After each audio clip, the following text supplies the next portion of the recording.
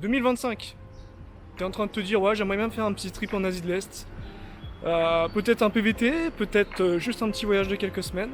Et tu te dis, bah j'aimerais bien aller en Corée du Sud, j'aimerais bien aller à Taïwan, mais lequel je choisis? Bienvenue sur Matin d'Asie. Et aujourd'hui, je vais te faire une petite comparaison entre les deux pays parce que je les connais assez bien. Et je pense que ça pourra t'aider à choisir. Alors, reste ici et on voit ça tout de suite ensemble. Alors pour cette vidéo, je vous emmène à Fuzhou Shan Park. Alors je le prononce mal, hein, je vais vous écrire ça parce que là je sais que c'est catastrophique. Alors c'est un petit parc en haut d'une montagne, c'est très sympathique. C'est une bonne alternative d'après moi au fameux parc Elephant Mountain, qui est très connu ici. Je vous ferai une vidéo sur cette montagne là, ça en vaut la peine. Hein. Mais ici c'est un peu moins touristique, donc beaucoup plus calme, un peu plus facile, ça monte un peu moins fort. Mais c'est tout aussi joli et on a un très beau panorama. Je vais vous montrer tout ça, ne vous inquiétez pas.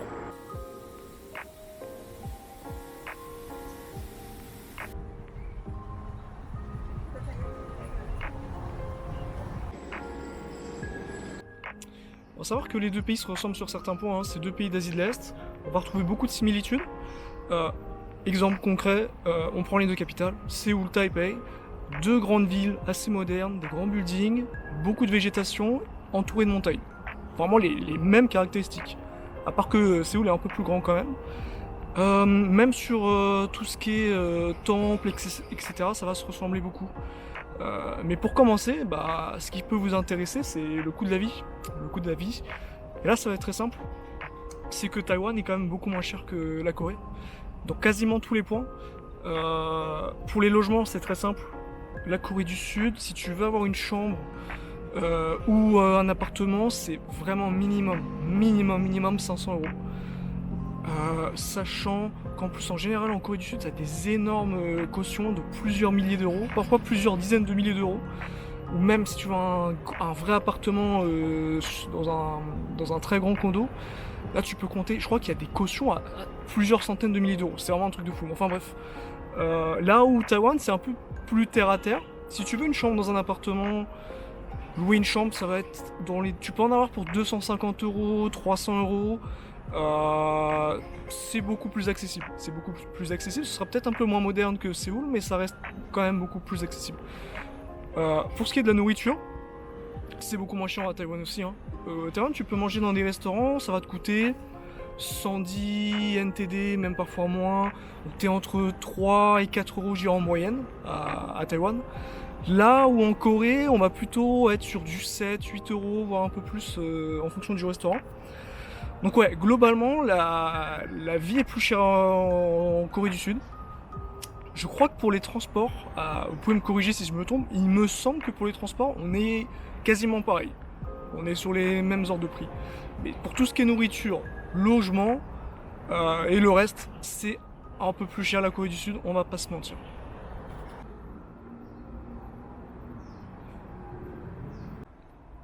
Bon, et pour ceux qui se demandent à quoi ça ressemble, bon, bah, ça ressemble à ça ici, hein, Fuzhou Shan Park.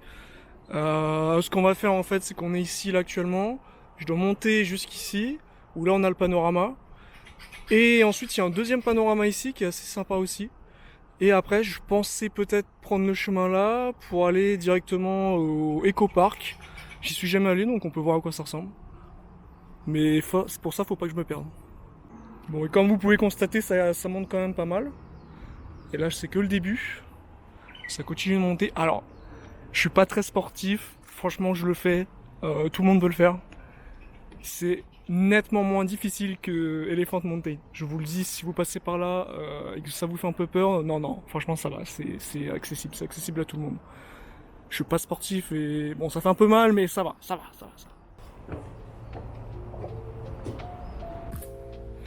Bon, et là, j'arrive au premier checkpoint. Je vais pouvoir faire une petite pause parce que bon, je suis un peu en souffrance en vrai. J'étais en train de dire ça c'est tranquille, mais c'est pas si tranquille que ça en fait. Je peux enfin me poser un petit peu là, ça commence à être compliqué la montée. Pour tout ce qui est vie sociale et culturelle, pour avoir fait les deux pays, je dirais quand même que la Corée du Sud est un peu plus intense, c'est plus urbain, c'est plus dynamique. Je dirais que c'est plus dynamique. Il y a vraiment un peu cette culture de la fête, de sortir le soir, de s'amuser, d'aller boire. Là, où Taïwan c'est quand même un peu plus chill. C'est plus calme, c'est plus... C'est vraiment plus... Ouais, c'est beaucoup plus calme. C'est beaucoup plus calme. Dans tous les cas, dans les deux pays, je trouve les gens super accueillants. Vraiment super accueillants. Ils sont super gentils. Mention spéciale pour les Taïwanais qui sont, je pense, jusqu'à maintenant, en Asie, les gens les plus adorables que j'ai jamais rencontrés. Ils sont vraiment super super gentils et c'est un plaisir d'être ici. Et pour tout ce qui est sécurité, les deux pays sont top. C'est super safe, que vous soyez une femme ou un homme, vous pouvez sortir le soir, il vous arrivera rien. Petite anecdote, pour venir ici, alors j'ai pris un petit vélo. Ici on peut prendre des vélos, ils appellent ça U-Bike. Tu payes avec ta carte de transport et si tu l'utilises moins de 30 minutes c'est gratuit. J'en ai utilisé un et je me suis arrêté dans un petit 7-Eleven avant pour acheter de l'eau parce qu'il fait quand même très chaud aujourd'hui. J'ai laissé mon vélo dehors et j'ai complètement oublié.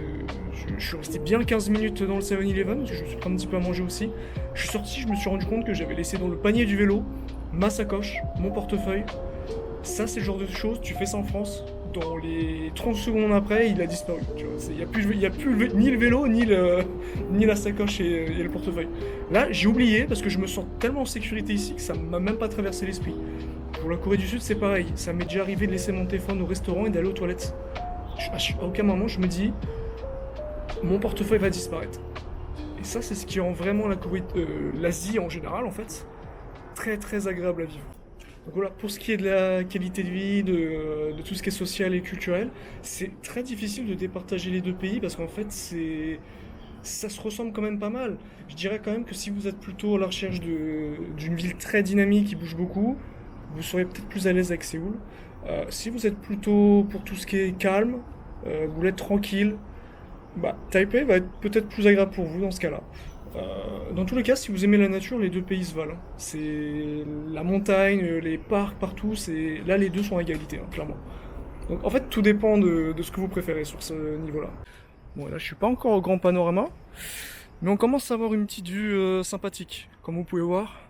Petite vue sur Taipei, petite vue sur la tour 101, qu'on voit à peu près partout. En fait, elle est tellement gigantesque que tu la vois à peu près partout à Taipei.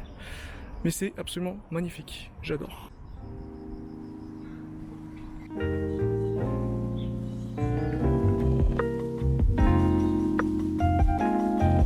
Ouais, là on peut voir les bambous, c'est super beau. J'aime beaucoup ce parc. Hein.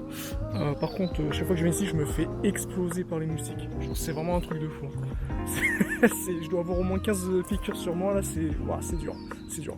Et là, il me reste encore tout ça à monter. Je sais pas si on voit très bien, mais il y a encore un petit peu de route. Hein. Bon, bah, c'est parti.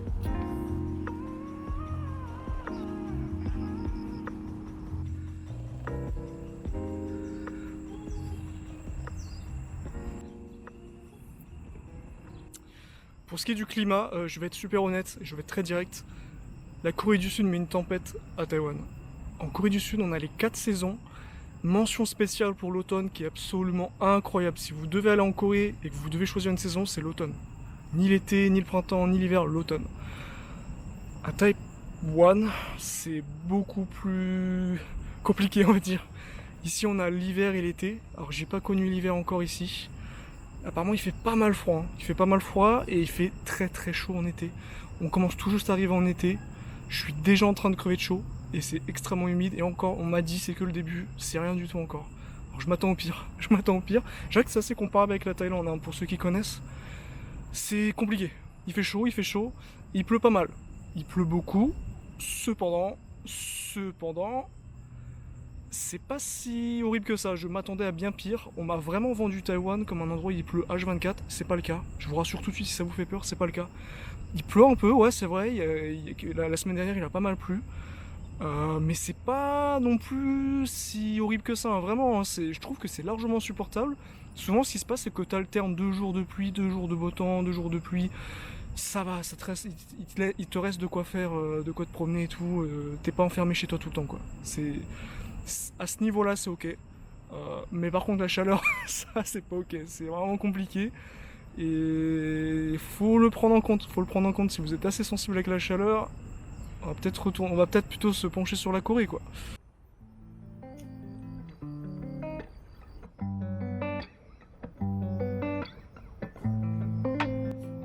Bon les gars, on est enfin arrivé au panorama.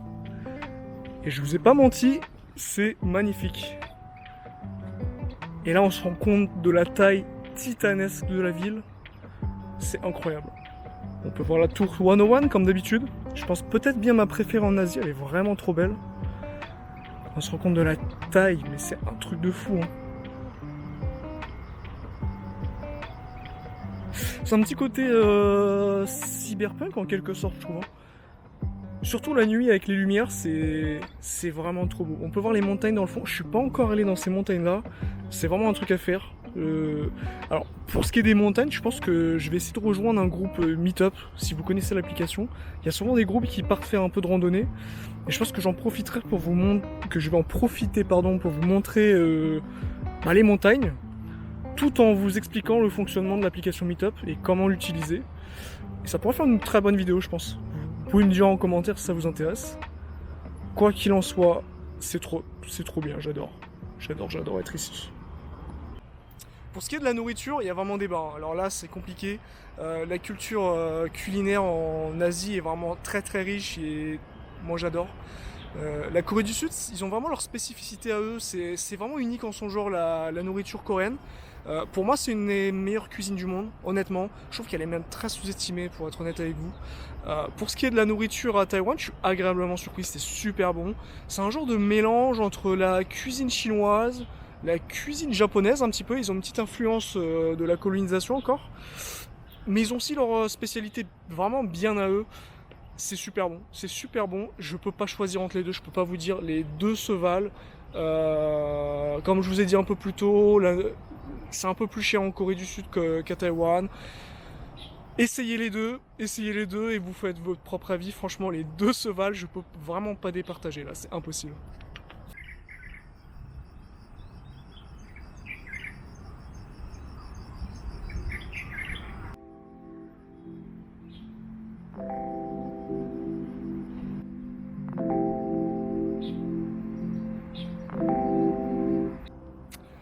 Pour ce qui est des opportunités de travail, alors vous vous posez peut-être la question, hein, et je vous dirais qu'en Corée du Sud, de ce que j'ai vu, on est beaucoup plus sur trois piliers. On est sur l'enseignement, je sais que ça recherche beaucoup dans l'enseignement des langues, un peu tout en fait. Ça recherche beaucoup aussi dans tout ce qui est un petit peu, ils appellent ça entertainment. Donc voilà, si vous êtes, je sais pas, vous voulez faire modèle, vous avez un physique avantageux, vous avez des talents particuliers, que ce soit acting, chanter, danser, peu importe. Il y a vraiment des opportunités, je pense, en Corée du Sud. Il faut vraiment être talentueux, hein, faut pas être n'importe qui non plus, mais si vous avez des talents particuliers, ça peut se tenter en Corée du Sud. Je sais qu'ils recherchent pas mal là-dedans. Moi-même, par exemple, j'ai fait l'expérience. Je suis pas, je suis pas en train de dire que j'ai des talents particuliers, mais je sais qu'ils recherchent pas mal d'extras dans les dramas coréens ou les films où tu peux postuler. T'es pas hyper bien payé, honnêtement, mais bon, voilà, tu peux voir un peu l'envers du décor d'un tournage de film ou d'une série, donc c'est cool. Ça peut être sympa, c'est vraiment des expériences sympas. Hein. Et je sais qu'ils recherchent pas mal aussi dans tout ce qui est service, voilà, on peut. Si vous pouvez travailler dans tout ce qui est bar, etc. Ils recherchent du monde. Pour ce qui est de Taïwan, alors de ce que je comprends, ils recherchent aussi pas mal dans l'enseignement, mais c'est plutôt de l'anglais. Si vous enseignez le français, à moins que vous ayez un diplôme particulier, ça va être compliqué. Sinon, je sais de sources sûres qu'ils recherchent beaucoup dans les nouvelles technologies. Si vous êtes développeur web, tout ce qui est digital marketing, etc., ça recherche beaucoup, donc ça se tente. C'est aussi le cas peut-être en Corée du Sud, mais un peu moins qu'à Taïwan. Je sais qu'à Taïwan, c'est vraiment centré sur ça. Donc c'est des opportunités à saisir si vous en avez les moyens et si ça vous intéresse, quoi. Je trouve que le ciel est quand même assez magnifique aujourd'hui. C'est encore assez nuageux malheureusement, mais ça reste quand même très beau en fait. Et le ciel, le soleil commence à se coucher tout doucement. J'adore. Franchement, en Asie, j'ai tout le temps des super couchers de soleil, c'est trop beau. Voilà, on a fait un petit peu le tour sur ce que je pense des deux pays. Moi, j'adore les deux pays. C'est vrai que j'ai une relation assez particulière avec la Corée du Sud parce que ça a été mon premier PVT, mais également mon premier pays d'Asie. J'ai une relation un peu particulière, mais Taïwan est bourré de surprises et j'adore. J'adore. C'est deux pays que je conseille énormément si vous allez en Asie. Que ce soit en PVT ou même juste quelques semaines. Franchement, visitez ces pays, c'est magnifique et vous ne serez pas déçus quoi qu'il arrive. Je vous le dis. On a vu un petit peu les différences. Si vous avez des choses à ajouter en commentaire, n'hésitez pas. Si vous aimez ce genre de contenu, abonnez-vous. Abonnez-vous parce qu'il y a d'autres vidéos qui arrivent. Et la prochaine vidéo à Taipei, je vais vous faire visiter un endroit assez surprenant. Je pense que vous allez kiffer. Et mettez un like si ça vous a plu. Et moi, je vous dis à plus.